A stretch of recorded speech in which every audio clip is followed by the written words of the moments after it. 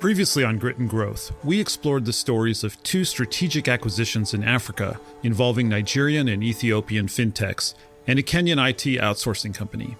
In both those episodes, we got powerful insights from Victor Basta, CEO of DAI Magister.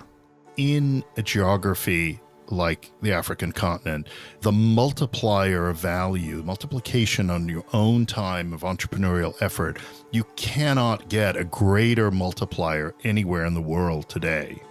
Victor is an expert in mergers and acquisitions on the continent, and today we're taking a deeper dive, one-on-one, to discover more about what he's learned along the way. We discuss the quid pro quo of working in frontier markets, how to attract potential buyers, how to get your own team on side, and how to maintain value throughout the due diligence process.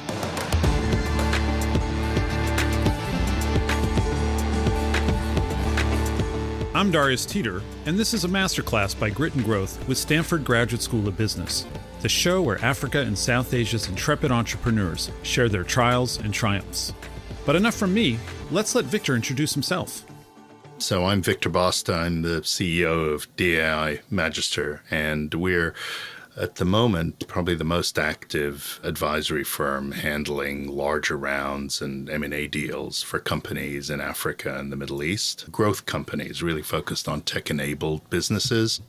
I read an interview that you did some time ago, and there was this great quote in there where you said, you don't see yourself as somebody who does the deals, but someone who helps people through deals. And you consider it a privilege to be involved in somebody's transformational life experience. Can you say a bit more about that? Sure. Almost everything we do is at a point where an enormous amount for a company and a team is on the line. And we get used to it after a while. I've been doing this almost 30 years, but one has to step back a little bit to realize that pretty much everything we work on is more than an inflection point, more than a pivot point for a company. I've lost count of the number of life-changing events I've been privileged to have a ringside seat to. But more than that, and this is where really the privilege part comes in, you're in the middle of helping create it. So to be able to create other people's life-changing events over and over and over again, it's the reason I'm willing to get up and do conference calls at 7 o'clock in the morning on a Saturday after all these years. And it's a reason why we decided to pivot so much of our work towards emerging markets, which are much harder to work in, but the privilege is even greater. So can you say a little bit more about that? What's happening in the African emerging market ecosystem in the mergers and acquisition space that's exciting or interesting or new? For the first time in history, you have a group of companies that are starting to transform life on the continent in a way that grant money never could. And the process of industrialization on a continent that has far less infrastructure than it needs to have and will not be fixed for decades, the only way to accelerate industrialization is through technology-enabled businesses. Of course, you need to build dams and rivers and highways.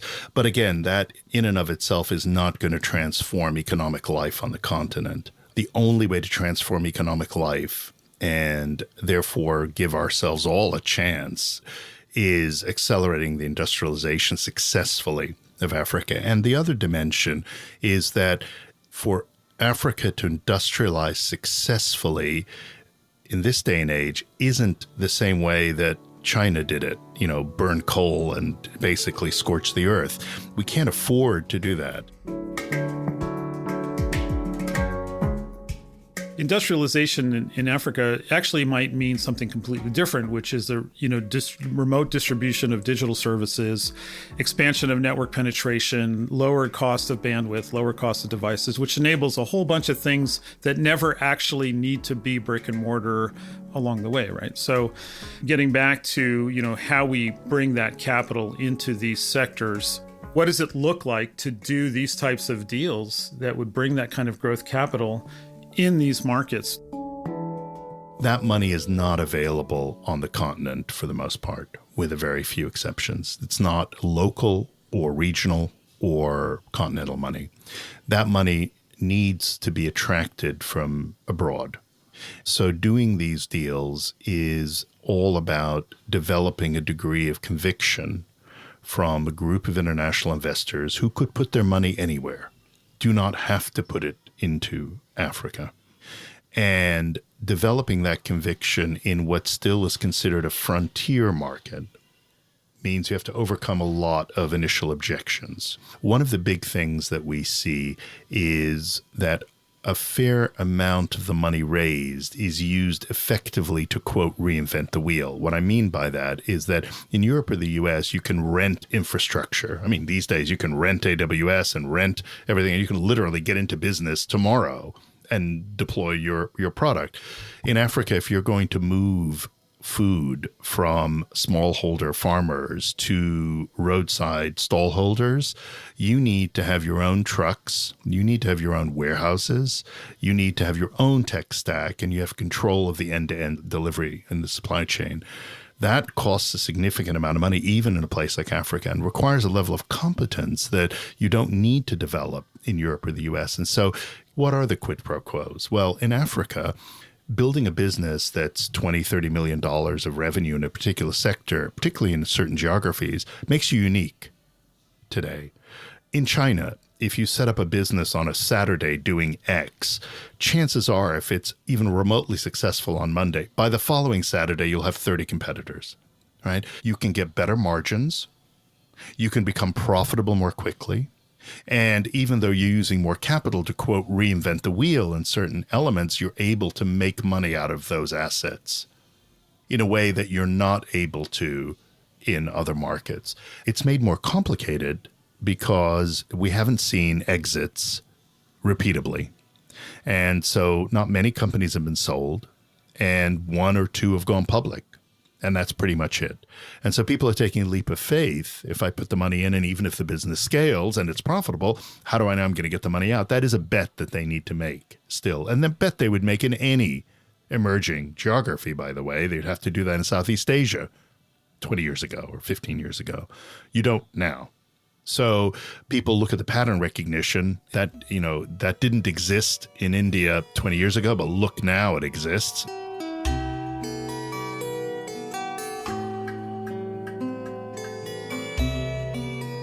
You described the complexity of the operating environment in a lot of these countries in Africa and why it might make sense to build a warehouse because you can't rent everything. Does that create an incentive for international companies to try to expand their footprint through acquisition so that they can find someone who understands how to navigate all of that complexity and they don't have to do it themselves? In a sense, they're buying the answer to the complexity problem and thereby they get access to 200 million people. Exactly. And that's the thesis for getting eventual exits, is that there's going to be a small number of companies that are now growing quickly that will graduate to a point where they cover enough of the continent so they understand how to be an African platform business. That's number one. Two, they've solved these kind of problems and keep them under the hood, if you will, right? They know how to do it, and it's not a problem day in and day out in their business. And they know how to operate within different regulatory regimes where that's appropriate. And therefore, a large company doesn't have to do all that work and take all that time to try and scale on the continent. So that is the payoff, and that's the bet that investors are making. At the moment, the market is 95% plus fundraising and a very small proportion M&A. 10 years from now, that will change. But at the moment, companies are just in the process of getting built to a point where they have the profile you're talking about. But there are 1.2 billion people in Africa, and however little many of them have in terms of daily income, it is rising. So it's only a question of time. I agree. And I actually think that the growth curve may be steeper as well. All the trends might be accelerating even faster than they did, for example, in India. What I'm hearing more and more from these founders is, in their mind, somewhere in the future, they would like to be acquired through some kind of strategic partnership that would enable them to grow and be part of a bigger company. So I want you to help me address those people. They've got a startup. They've secured some venture capital. They see a strong growth path. When in their mind should they be considering selling their business? What are the triggers? You don't really choose your moment, at least for the best or better exits. The moment chooses you. And there's a saying about being bought, not sold. And the best exits are companies that are bought, not sold. And what I mean is somebody will, quote, come along and, pay a strategic price because they have a strategic imperative. They want to expand in this or that area. They want to do a deal to do this. And so they find the best available company to do it, and they oftentimes will pay up for that. The dirty little secret is that being bought, not sold, takes an awful lot of selling beforehand. It's just not called selling. And I've talked about this a few times in the past. So what does it mean? It means visibility in all of the different stripes. So one of the things that tech-enabled businesses don't do is spend very much on what I would call corporate marketing. In Africa, it's zero.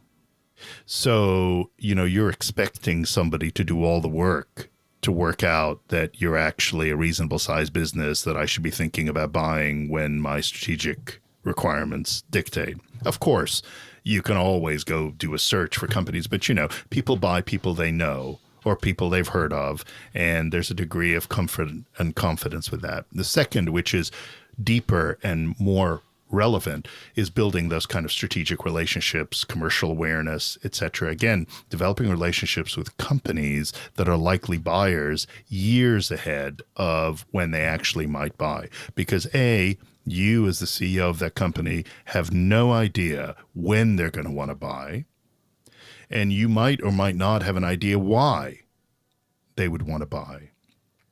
And the other thing is there will be 2 or 3 or 4 other companies that also would make sense to buy at any point in time. And so you are competing, and you better think about that now, i.e. well ahead of when you think the exit window would open, because you can't control the events. Most of the best exits we've worked on are, quote, surprises. So let's dig into that a little bit. I love the point about visibility. Basically, visibility equals value. So spending on corporate marketing is not just an expense, it's actually an investment and should be viewed as an investment. And then on the business development side, try to make deals with bigger companies so you can put yourself out there for them to see. You may not be able to see under their hood, but you'd like them to be able to see what's going on under the hood in your business, right? Well, I'll tell you what we were doing so far this year, right, on preparation work. We do a lot of prep work with companies a year, 2 years plus even before they would look at doing an exit. And so one of the things twice actually, we've written year-end press releases for companies. Now, private company doesn't have to release any information, but proactively, we thought it was a good idea for both these companies to start getting in the practice of publishing a kind of, during Q1, how did we do last year? Now, it's not broadcasting numbers because there aren't that many numbers, but it's broadcasting the messages around why the company's attractive.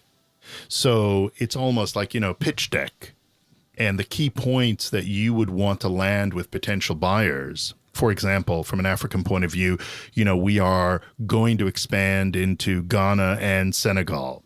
People always look at the disadvantages that companies and frontier markets have. So one of the things that a lot of companies should do is look at the advantages. So the Wall Street Journal, the Financial Times would fall all over themselves to write an ESG-driven story about a purpose-driven business that is scaling in an incredibly hard market and beating the odds. I mean, that story writes itself. And if you were a $20 million SaaS business in Denmark, no disrespect to Denmark, nobody would give you the time of day. They don't care. Right? You're a $20 million company doing, supply chain optimization or whatever in West Africa. I mean, you will have CNN as an audience for that. You have an opportunity, particularly with the wave of interest in ESG, to land visibility blows left, right, and center in a way that is deeply unfair. I get that. And it's not just the visibility. I mean, it's another point I've heard you make before is that you want to demonstrate your authority over the topic, right? So you don't just write about your product, you write about your industry, you write about your region, so because buyers are interested in expertise and you need to get on their radar screen as a viable expert. It's all about the perception of safety and effectively risk reduction. If I've got a senior team, as expressed by the CEO, that really understands their market, and being authoritative and thought leadership and all of that really is just an expression of, we really understand our market. This goes back to the point you said earlier, which is a buyer will pay the most for a company that sort of cracked the code of how to operate. So the more thoughtful you are about market trends that are really directly relevant to you, put them in a bigger picture, the more that comes across without you ever having to say, hey, we know the market.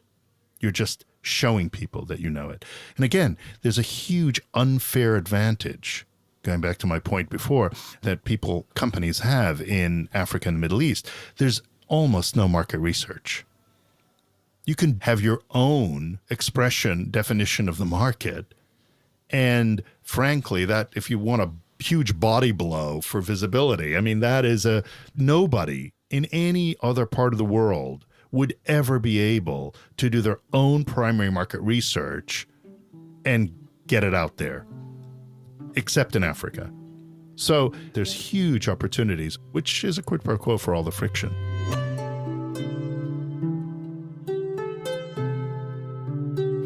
Going back to your earlier point, which is companies don't really, particularly in these emerging markets, they're not really preparing to sell, but they should be prepared to be bought. What things should I be thinking about as a founder or CEO to make my company attractive in the long run when somebody starts to look under the hood? If I'm a large company doing an acquisition, one of the things I want is a really sturdy and deeper management team. So I'm going to have a premium in my mind for second line management below the top 2 or 3 people. And I want to know that those people are also able to scale. And in Africa, there's, as I said, a huge dearth of that cadre. So at an early stage, companies have the opportunity to create their own kind of talent academy internally. So growing your own, but being able to show a buyer that you've got a full house. And when you're gone, there's 3 other people who want your job. That is incredibly distinctive. Hard to do, but creates a degree of resilience immediately. So that kind of thing goes an enormous way towards converting the buyer because it takes away the risk. So to sum it up, you may be undervaluing the human capital assets in your business. That's right. A second thing that companies worry about from a buyer point of view is it an African platform or not? That's different for different sectors. What is good enough international expansion? But the valuation is 50% higher if you're an African platform, maybe even 100% in some cases, versus the same amount of revenue that is regionally locked in 1 or 2 markets only. We're actually working on a deal now, which is sort of somewhere between an acquisition and a merger. Companies in 2 markets in Africa. And one of the main drivers for this is for them to be able to operate under regulation in both areas, right? Rather than setting up in a new market and going through all of that, they want to do an acquisition in order to be able to show immediately that they are a Pan-African business despite the regulation. And they think that should increase their price per share almost overnight pretty significantly. And, everybody looks for 1 + 1 = more than 2. Being able to do that is one very clear expression of that. I'd like to pivot to some sort of more basic, practical type advice from you, just to help our listeners understand a typical M&A process. And so, what are the typical steps in the process? So at its heart, it's a deal. So the 2 elements of it are obviously finding or engaging a buyer who's serious and then closing it. They're 2 very distinct parts to the process. Getting a buyer on the hook, if I could put it that way, there are many ways of going about doing it. As I said, if one wants to be bought, not sold, then really what that means is you want the phone to ring. So there are a million things that go into the phone ringing. Confidence, that, you've built relationships with people, you've encouraged a commercial deal, you've informed their own strategic thinking. We've had a client who wrote a deck. We encouraged them to send it in PowerPoint, not PDF, so that the buyer could lift. By the way, it was in the buyer's colors. Buyer could copy and paste a bunch of the graphics for their own internal presentation of what would make sense to do. There's a lot of guidance, informing, etc., when a buyer comes to the table to decide to do something. So I got the phone call, the first phone call. What do I do next, right? I've been setting myself up. I've put myself out there. I've invested in corporate marketing. I'm a recognized thought leader. I have some important subcontracts showing traction. I get the call. What do I need to know about this person who's calling me? How do I vet this potential buyer? Well, it starts with, what do you say? What does a buyer want to hear? On the one hand, they want to hear that you're open, but they don't expect to hear any more than that. So the answer usually is, something we've been thinking about. We've had on the radar screen. Our investors, have been involved for X period of time. We're open to talking. It's not something that we are planning to do. You want to sometimes give a little bit of a feel of exclusivity, to the sense of we're not really going to shop the company. Probably we're only going to do a deal with somebody we know. And actually, your timing may not be bad. And what a buyer's really worried about is that the CEO in particular has invested so much of his or her time and blood and guts in the business that they just couldn't imagine selling it to somebody. And a lot of deals never got off the ground because the buyer has a feeling that they're pushing water uphill. I don't want to lose that point where the person who gets the call maybe actually really isn't emotionally ready to sell their business.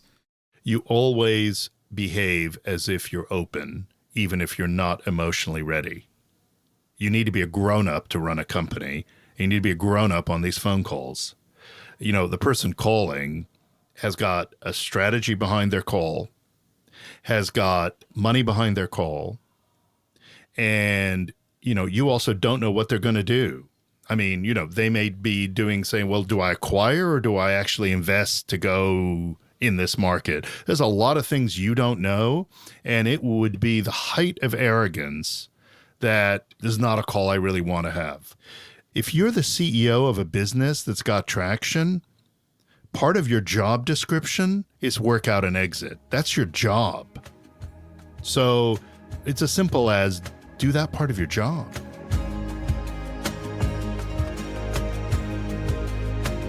So what questions should the founder be asking themselves in their quiet dialogue with themselves to understand whether they are mentally ready? So they're usually their own worst enemy. And especially when you have ecosystems like in Africa where hardly anybody's ever done an exit. The playbook hasn't been written and you don't know anybody who's done this. So it's not like the Valley where you can call 5 people and, hey, how does this all work? Your first job is to work out, A, are they for real? B, is it something that I should spend time on now? This is an example of where emotion and reaction in a vacuum, because it is a vacuum, it's an early ecosystem, really can create a distortion. Let's go to that point. So I got the call. There's no playbook online for my market. Where do I go for help? Who do I talk to? Where do I get? What resources do I can't afford Victor Basta. Who do I call? You're touching a nerve a little bit, because this is really just where the embryonic nature of an ecosystem really, really bites. Right, in moments like this. If you're the CEO, you have to be cautious with who you talk to in your entire orbit. Ordinarily, you'd bring your 2 or 3 direct reports into the know relatively early on, and you'd kind of consult with them and they would give you their view, and you want to make sure that it's good for employees. I don't want to over exaggerate this, but you do need to be careful. So that's a really lonely place to be. What's going to end up happening is that the CEO, he or she needs to fly solo for probably much longer than they would do in a developed market. Let's talk a little bit about what happens as we close this deal. I'm the founder, CEO. My firm is being acquired. How should I think about my role in this combined firm? What are some of the different arrangements you've seen? So, as a general rule, large buyers want to legislate to keep the CEO much longer than they end up needing him or her for. Why is that? It's just safety, de-risk. He or she has led this company and we want them to lead a business unit and, we want everybody in place. And by the way, if that person stays, we know that the other 30 people are going to stay. So we want the CEO to sign a 3-year employment agreement or lockup or whatever you want to call it, right? We want to put their money, some of the money they're going to get, frankly, at risk based on them staying in the business. More than 50% of the time, they all realize after a year or a year and a half, business has moved on. We got our arms around it. By the way, you're really an entrepreneur at heart. I don't know if this business unit thing is really for you. They accelerate it and they buy them out. Yeah, buy them out or terminate early or maybe change their role into some other role because sometimes there's a bigger opportunity for them to be able to graduate to, which is all fine, but far less often than CEOs think is the case. Their role changes materially within a couple of years of a deal. But the legislation at the time you do the deal is for everything to be hardwired exactly the same. As far as the second line people, normally there is more opportunity normally for those people than the company would ever have standalone. I know it sounds a little counterintuitive, but when you're looking at strategic buyers coming into a frontier geography like Africa, very few have got a big footprint that you need to fold the company into. This is not about like smashing this with that. They're trying to build around it. They're trying to buy Africa in many cases. Therefore, for the second line person, who's in their 30s and wants to be a CEO, you're just going to get another huge addition to the resources you have to play with. And by the way, somebody who's made a commitment, paid a lot of money to actually go win in Africa. So instead of being a startup growth company, whatever, you're now seriously incumbent. Now, you may not want to do that forever and want to start your own business, but my God, if you can do 5-7 years of that and really build it to scale, you can write your ticket anywhere on the continent with any company. So that opportunity for second line managers can really open up. What are some of the common mistakes the CEOs make on the sell side in the M&A process? Not rehearsing their full team, number one. There was a deal we worked on a few years ago. The buyer came in to do due diligence. A day was on technical due diligence. They went through the whole day and were perfectly satisfied. The CTO turns to the buyer and says, I don't know why you bothered asking all these questions. You really should have asked about blank. Oops. Needless to say, technical due diligence took weeks and weeks. And I think it turned out, if I remember right, it was an open source licensing issue or something like that. I can't remember what it was, but you get the idea. So we rehearse the senior team on message. So when you're doing due diligence, which is after you've agreed the terms of the deal and you're now trying to close it, right? The guidance is value can shift 20, 25% easily from what you thought you agreed. And people don't realize, I think due diligence is just checking stuff and then we're going to close. Value shifts in all sorts of ways. So Victor, at the end of the sales process, what does success look like? Success is having made only small compromises late in the day. Now, it's a kind of high-level thing, but you end up giving stuff away. Your maximum point of leverage when you're selling a business is at the time you're agreeing the deal. Right? At that point, your leverage begins to wane away until a week or two before the deal closes when you have the least leverage possible. Success is that you live to fight another day. You made small compromises. What I try and do is plan ahead for compromises that seem bigger than they really are. So one big thing is around the point we talked about before, which is management retention and packages, right? If you can get a buyer a little more comfortable change things around a little bit so that, that part is really solid, they might forget the $20 million they want to take off of the price here. And you as the founder have to understand what's your zone of agreement. What are you actually willing to give up? Yeah. And also you go a little further even. What you do is you then, in the process of due diligence, you are already listening to what the buyer is saying, and you get to understand what really is important to the buyer. And so if you're already preparing 2 or 3 or 4 of these gives late in the process, you want to design them so they're of most value to the buyer, but it's based on listening to them. What do you wish I had asked you? What should I have asked you that I haven't asked? Why on earth would anybody start a growth company in a place like Africa? The thing is, it's not as simple as, making a difference or having an impact or whatever. I think it's more nuanced than that. We all in our lives look for opportunities where we can really get a multiplier on our own time and the value of our own time. And in a geography like the African continent, the multiplier of value, the multiplication on your own time of entrepreneurial effort, you cannot get a greater multiplier anywhere in the world today.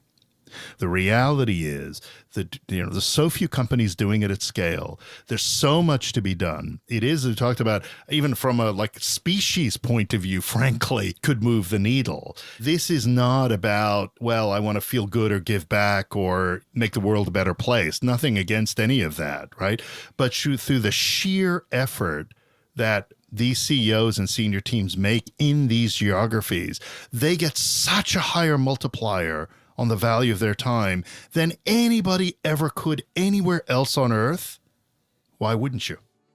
Thank you, Victor, for guiding our listeners through some of the best practices in the acquisition process, but especially for your optimism and commitment to economic prosperity on the continent. This has been a masterclass from Grit and Growth with Stanford Graduate School of Business, and I'm your host, Darius Teeter. In an upcoming episode, we will hear from Matt Abrahams, a lecturer at Stanford and the host of the popular podcast, Think Fast, Talk Smart. Matt will guide us through an interactive workshop to help entrepreneurs refine their fundraising pitches. I hope you'll join us.